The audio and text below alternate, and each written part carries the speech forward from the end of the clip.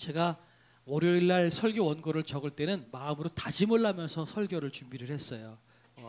뭘 준비했냐면 앞으로 절대로 설교 시간에 내 얘기하지 않으리라. 이걸 다짐하면서 월요일 날 설교 원고를 썼어요. 근데 제가 이제 매일같이 이제 고민하면서 설교 원고를 수정하거든요. 목요일쯤 되니까 그래도 내 얘기밖에 할 얘기가 없는 거예요. 왜냐면 욕을 해야 되거든요. 비판하는 걸 남을 가지고 비판할 수는 없잖아요. 에이, 할 수 없다. 또 내 얘기하자. 그래서 오늘 또 제 얘기합니다. 용서하시고 들어주셔요. 제가 청년 때는 CCM 앨범을 내고 찬양 사역을 많이 다녔어요. 그러다 보니까 공연을 정말 많이 했고요.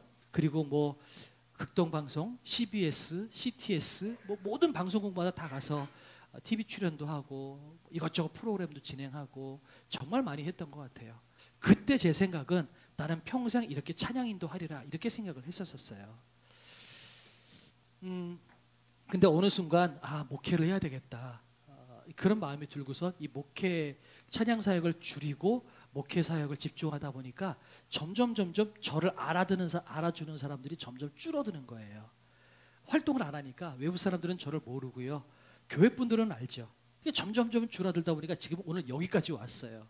그러다 보니까 이제는 나를 알아주는 사람도 별로 없는 것 같고 점점 뭐라 그럴까 세상에서 변두리로 밀려나는 것 같다. 제가 그런 마음이 어떤 때는 가끔 들어요. 또 거울을 보면서도 그런 생각이 들거든요. 죄송하지만 제가 또 워낙에 잘생겼잖아요. 여러분 이거 농담으로 받아주셔야 돼요. 이럴 때 여러분 저 교만한 인간 그럼 큰일 납니다. 그게 다큐를 받으시면 안 돼요. 근데 아무튼 간에 이제 거울을 가끔씩 보면 주름살도 생기고 뭐 이러면서 내가 맞아 50대가 넘었지 이런 생각이 들 때가 있어요. 깜짝 놀라기도 하죠. 근데 여러분 혹시 여러분은 어떠신지 모르겠어요.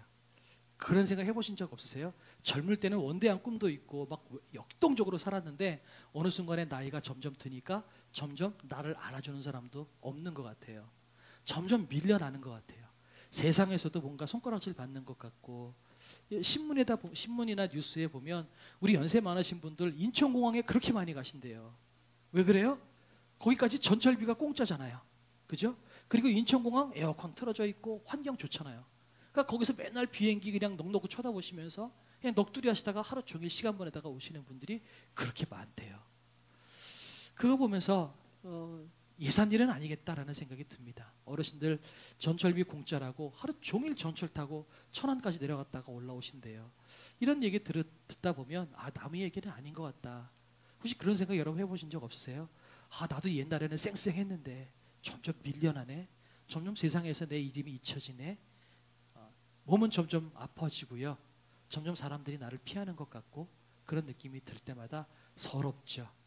그런 마음이 여러분 드신 적 있으신지 모르겠어요. 저는 그나마 젊은데도 죄송하지만 저도 그런 마음이 가끔씩 들었거든요. 그러니까 얼마나 여러분이 그런 마음이 드실까 그런 생각이 들어요. 그런데 오늘 성경에 그런 인물이 나와요.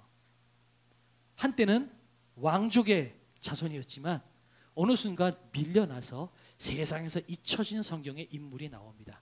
그 이름하여 따라해 주시겠어요? 무비보셋. 시작. 이 인물이 세상에서 잊혀진 이름이 되어버립니다.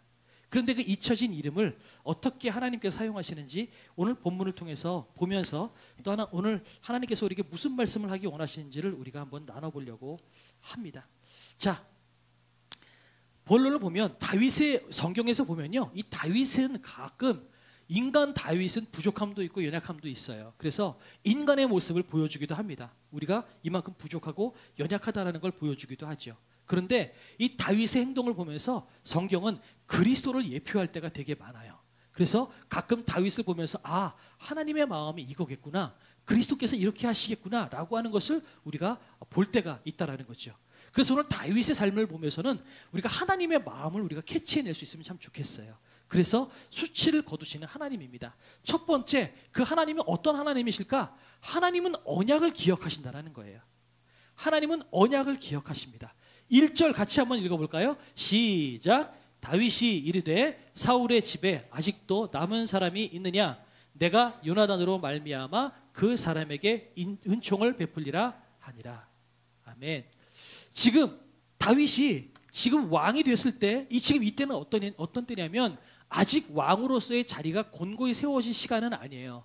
왕이 되기는 해서 자리가 어느 정도 정리는 됐죠. 사울도 죽고 요나단도 다 죽었어요. 하지만 그러나 다윗이 왕위로 오르고 난 다음에 안정감 있게 모든 것들을 다 통솔하고 컨트롤할 수 있는 그런 시기는 아직 아닙니다. 이런 상황 가운데 다윗이 지금 생각한 게 뭐냐면 요나단의 집에, 사울의 집에 남은 사람이 누가 있느냐라고 이야기를 하는 거죠. 그러면서 뭐라고 이야기하냐면 내가 요나단으로 말미암아, 지금 요나단이 살아있을 때 다윗하고 요나단은 언약을 맺었거든요. 나는 왕이 될 상이 아니야. 하나님께서 너를 왕으로 세우실 것 같아. 너는 왕이 될 사람인데 너 왕이 되면 우리 가문 잊지 말아줘. 요나단이 다윗에게 그렇게 부탁을 하거든요. 그리고 다윗과 요나단은 그 언약을 맺습니다. 그 언약을 기억하는 거예요. 그래서 다윗은 왕이 되자마자 뭘 생각하냐면 요나단의 집에 누가 남아있지, 이걸 먼저 찾기 시작하는 거예요. 그런데 여러분 생각을 해보세요. 그 언약을 생각하지 않는다면 다윗은 방금 전까지 어떤 일이 있었어요? 사울의 집안 때문에 여기저기 고생하면서 쫓겨다녔던 사람이었어요. 사울이 계속해서 자기를 죽이려고 쫓아다녔기 때문에 목숨 부지하기 위해서 산으로 들러 도망쳤던 사람이었어요. 그렇다면 다윗이 왕이 되면 제일 먼저 하고 싶은 게 뭐였겠어요? 복수해야죠. 그 집안의 씨를 하나도 남기지 말아야죠. 저 집안 때문에 내가 괴로웠고 저 집안 때문에 내가 고생했어. 그러고 싶은데 다윗은 안 그래요. 복수하고 싶었을 텐데 그걸 하지 않고 뭘 생각하냐면 언약을 먼저 생각을 해요. 여러분, 이게 하나님의 마음입니다.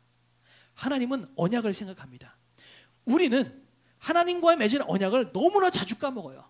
하나님, 내가 하나님을 예배하겠습니다. 하나님을 내 구세주로 섬기며 내가 주님만 따르겠습니다. 내 인생에 주님밖에 없습니다. 나의 창조자, 나의 위로자, 나의 모든 것이 되십니다. 그렇게 고백하지만 우리는 교회 문 밖을 나가면 얼마나 자주 하나님을 까먹는지 모르겠어요. 그런데 하나님은 우리를 향한 언약을 잊지 않으세요. 우리는 언약을 깨도 하나님은 언약을 깨버리지 않으십니다. 하나님께서 돌판에다가 말씀을 주셨을 때 우리는 언약을 깼어요. 그랬더니 하나님께서 뭐 하세요? 돌판에 언약을 새긴 그 언약을 너희가 어겼으니 그 언약의 소용이 없어졌어. 그러니 이제는 너희가 더 이상 어길 수 없고 깰 수 없는 언약을 줄게. 그리고 우리의 마음판에다가 하나님께서 언약을 세워주시잖아요. 이렇게 하나님은 우리가 깨버리면 하나님은 우리에게 다시 언약을 세워주시는 하나님이세요.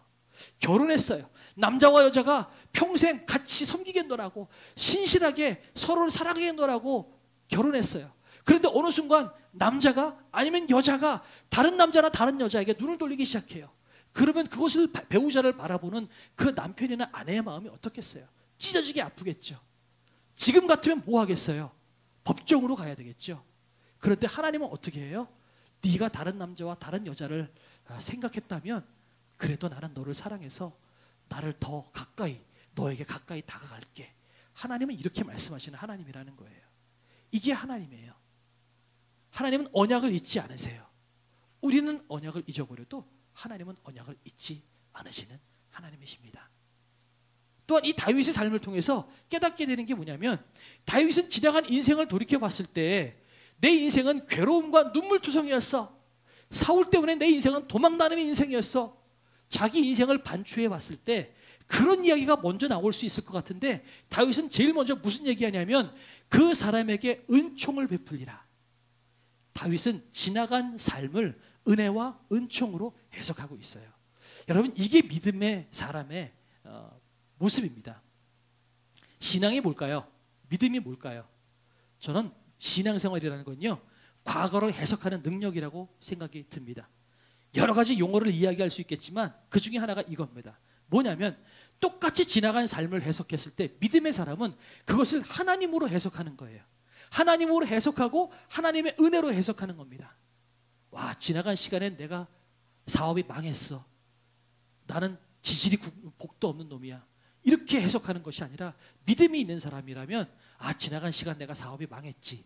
하지만 그 시간이 있었기 때문에 내가 지금 이렇게 살아갈 수 있었던 거야. 그 사업이 망했던 그 시간이 하나님의 은혜였던 거야. 여러분, 이렇게 은혜로 해석할 수 있는 것, 이것이 하나님의 사람입니다. 다윗은 지나간 삶을 어둠으로 해석하지 않아요. 뭐라고 해석하냐면 하나님의 은혜, 하나님의 은총으로 해석합니다. 그래서 그것을 갚아주겠노라 라고 지금 이야기하고 있는 거죠. 이것이 다윗의 삶이라는 것입니다. 저와 여러분 모두가 지나간 인생을 은혜로 해석할 수 있는 저와 여러분이 되었으면 좋겠어요. 그래서 여러분 전후 좌우에 계신 분들도요, 내가 이분 때문에 내가 그동안 인생이 힘들었어가 아니라 당신 때문에 내가 여기까지 왔습니다. 당신이 내 은혜입니다. 당신이 나의 복입니다. 여러분 그렇게 이야기할 수 있었으면 참 좋겠다 생각이 듭니다. 양옆에 붙들게 그렇게 한번 인사해 주시겠어요? 당신이 나의 복입니다. 시작.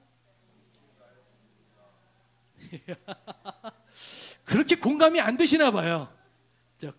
큰 소리로 저 쳐다보지 마시고요. 옆에 한번 쳐다보시면 다시 한번 말씀해 주세요. 당신이 나의 복입니다. 시작. 네. 좋아요. 여러분 지금까지 사시는 지금 모습이 불평불만이 있을 수 있어요. 아픈 것이 있을 수 있어요. 하지만 여러분 그것으로 해석하지 않았으면 좋겠어요.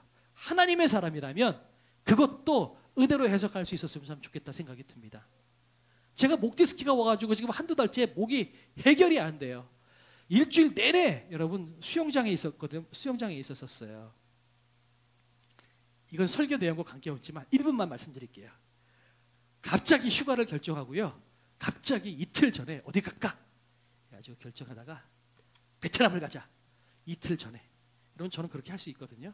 이틀 전에 해가지고 베트남 수영장을 갔다 왔어요. 베트남 가면 뭐 해야 돼요? 마사지 받아야죠. 1일 1마사지. 매일 같이 여기 마사지를 받았어요. 근데 안 풀려요. 그래서 보니까 그래서 오자마자 병원에 갔더니 디스크입니다. 그래서 이게 날 수 있는 게 아니었구나. 스트레스 때문에 아픈 거는 났어요. 그래서 그나마 뭉친 건 풀렸는데 목 디스크래요. 그래서 감사하다. 감사하다. 제가 왜 이 생각을 했냐면 한 목요일쯤 되는데 마사지를 그렇게 받았는데 이게 풀리질 않는 거예요. 그러니까 막 제가 성질이 나는 거예요. 어떤 정도로 생각이 드냐면 내 목 좀 없었으면 좋겠어. 막 이 생각이 들 정도로 너무 아픈 거죠. 근데 마음에 그런 마음이 드는 거예요. 하나님께서 주신 마음인 것 같아요. 얘야, 내가 너 목을 가져가랴? 이렇게 말씀이.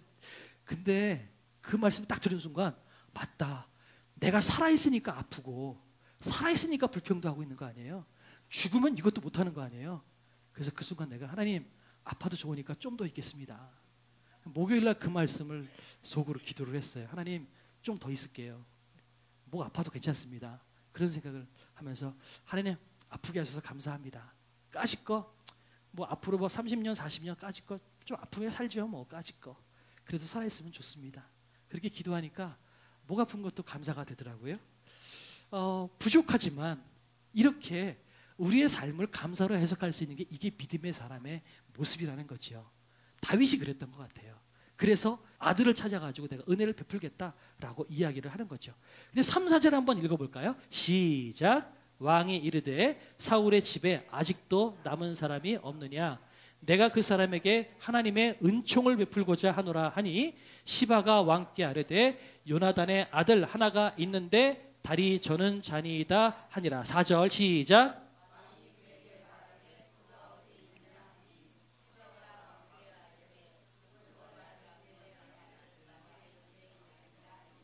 아멘. 자 보세요. 내가 하나님의 은총을 베풀고자 아니라 다윗은 자기 인생을 은총으로 해석하는 거예요.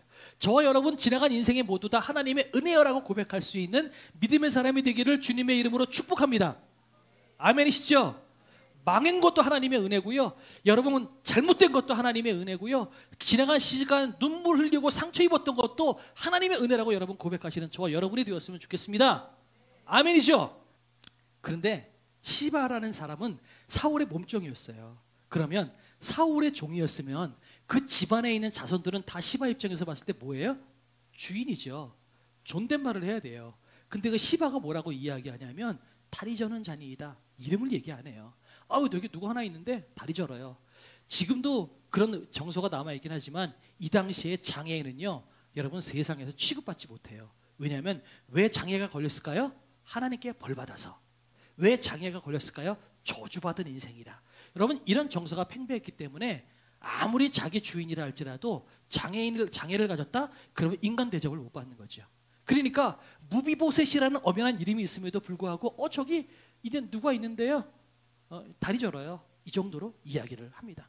어디 있냐면요, 로드발 암미엘의 아들 마길의 집에 있대요. 암미엘의 아들, 암미엘은 사람 이름이지만 로드발은 여러분 사람 이름이 아니라 지명이에요.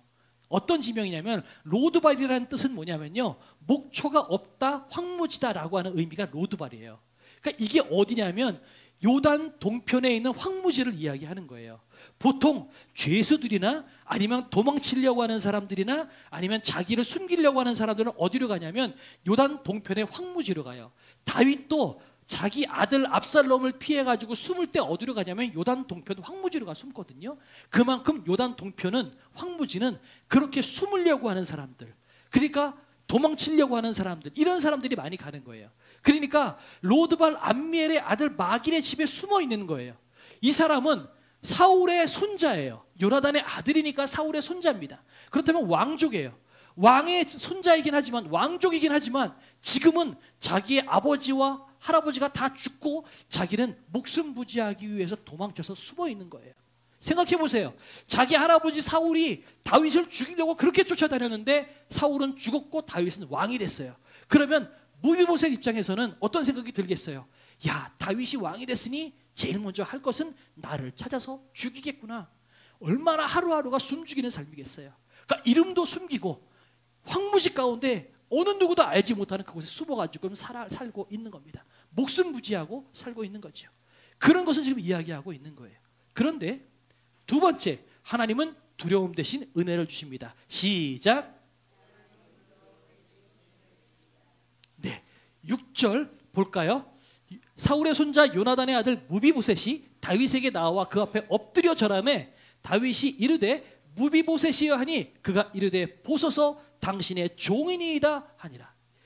여기서 보세요. 보소서 당신의 종이니이다. 요거는 굉장히 우리말이기 때문에 편안하게 표현이 됐지만 더 쉽게 말씀드리면 고개를 납작 엎드리고서 죽여주시옵소서 전하, 이거하고 똑같은 거예요. 지금 무비보셋은 절체절명의 순간입니다. 어떤 생각이 들었을까요? 야, 내가 두 다리를 다 저는데 장애인으로 세상에서 대접도 못 받고 그런데도 불구하고 하루하루 목숨 부지하려고 그렇게 숨으면서 살아왔는데, 그렇게 인간 대접도 못 받으면서 살아왔는데 결국은 이렇게 죽게 되는구나. 여러분 그런 생각하지 않았겠어요? 그런데 이렇게 이야기할 때 다윗이 그들에게 이렇게 7절에서 이렇게 이야기합니다. 같이 한번 읽어볼까요? 시작.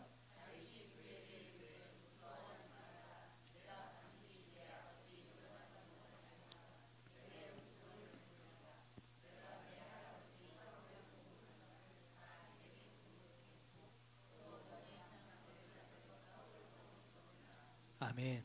예, 하나님은요, 우리가 잘못했다고 죄졌다고 우리를 버리거나 우리를 저주하시는 분이 아니세요.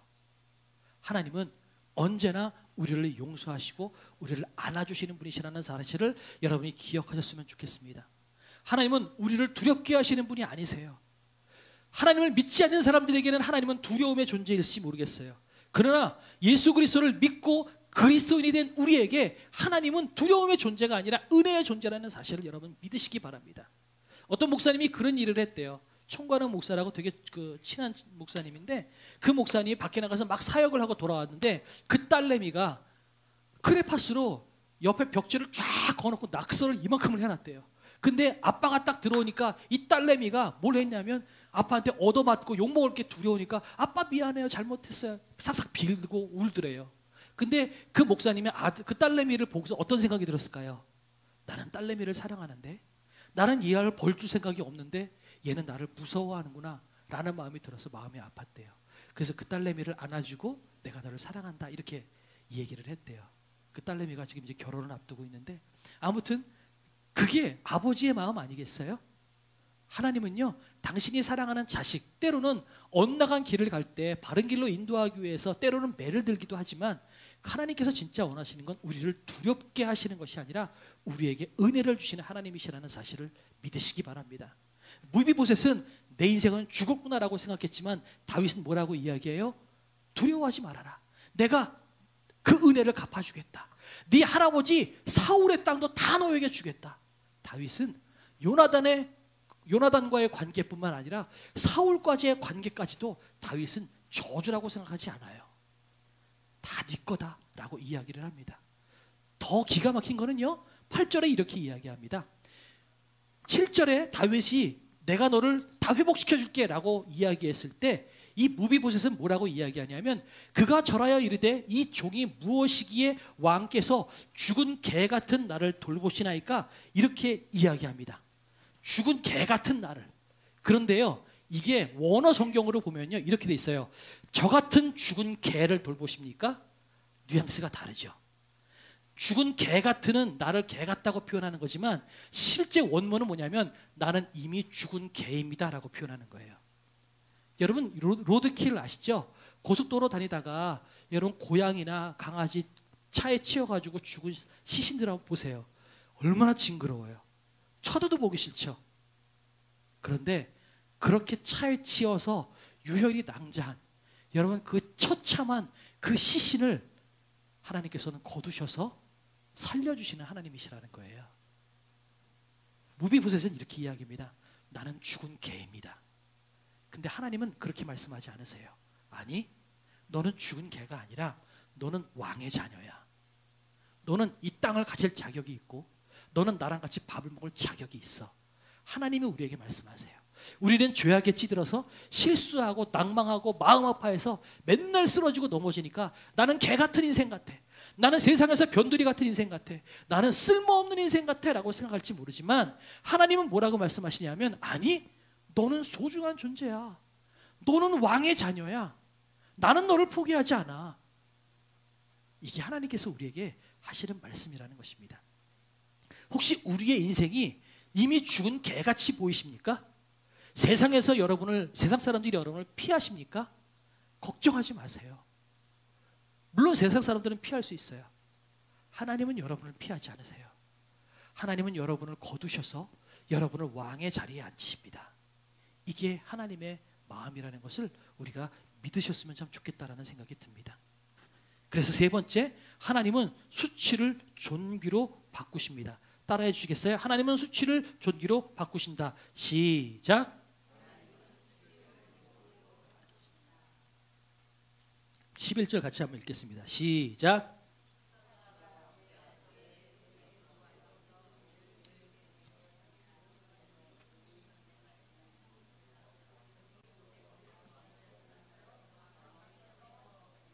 네, 이거 되게 중요한 말씀이에요. 다시 한번 또박또박. 시작.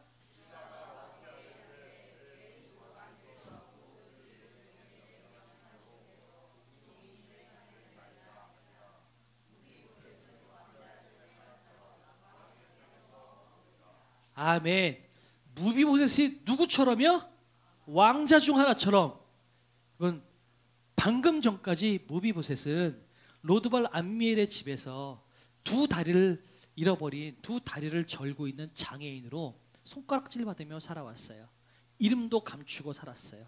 하루하루 목숨 부지하며 살았지만 어느 한순간 다윗의 명령 하나 때문에 이 무비보셋은 모든 재산을 다 풍요롭게 받고요.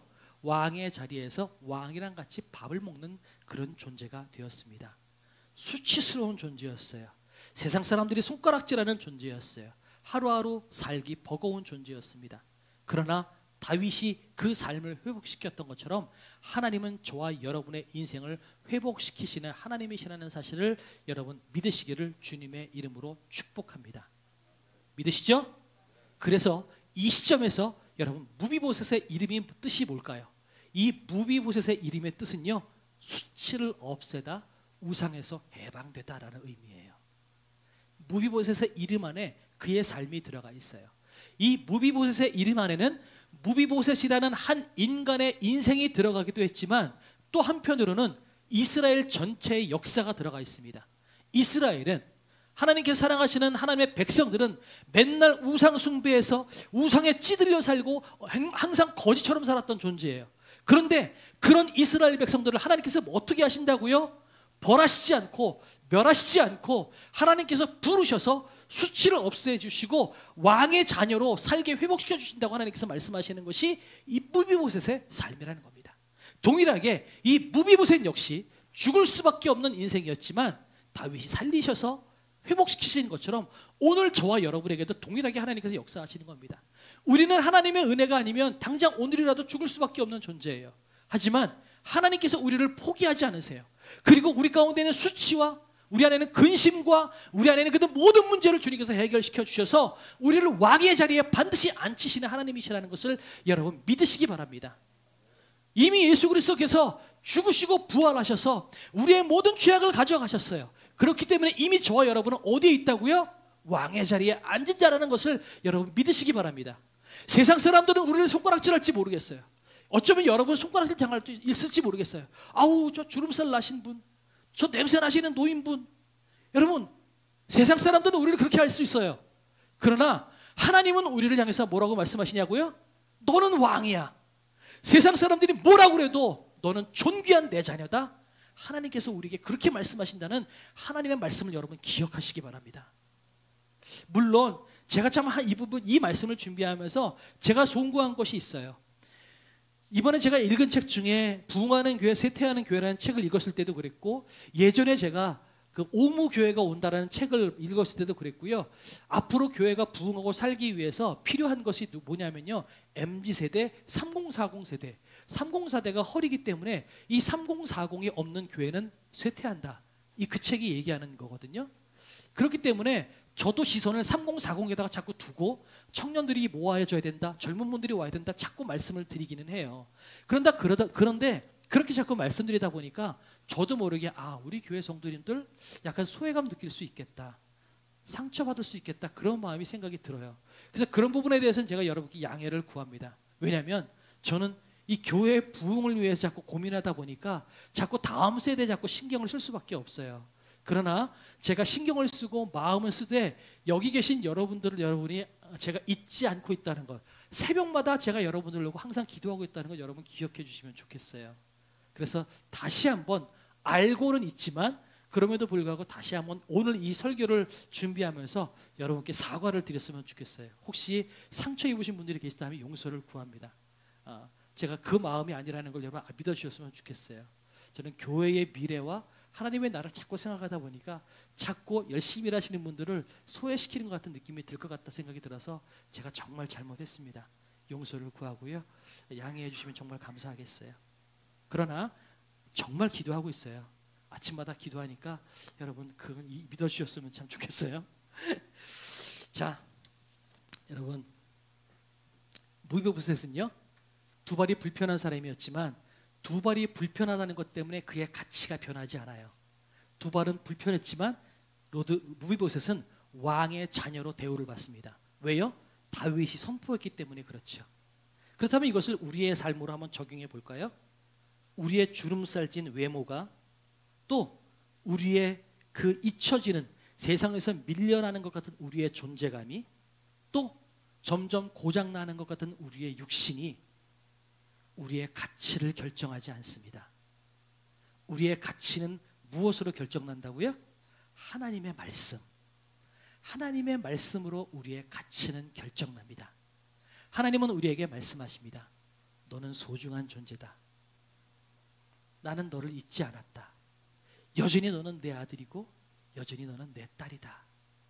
비록 세상 사람들은 너를 주름진 사람으로, 육신이 고장난 사람으로 볼지 모르지만 내 눈에 너는 여전히 5살짜리 어린아이고, 내 눈에 여전히 너는 젖먹이처럼 귀엽고 사랑스럽고 소중하고 특별한 존재다.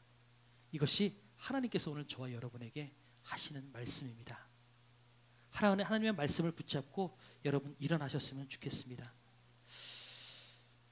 너는 내 식탁에서 나와 함께 밥을 먹을 나의 자녀다. 내가 너를 회복시켜 주마. 이 하나님의 말씀을 붙잡고요. 혹시 여러분 상처 입고 낙심하시는 분들이 계십니까?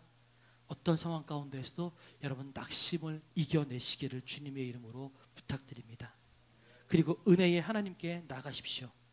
하나님께서는 지금도 여러분을 지금 왕의 식탁으로 부르고 계십니다.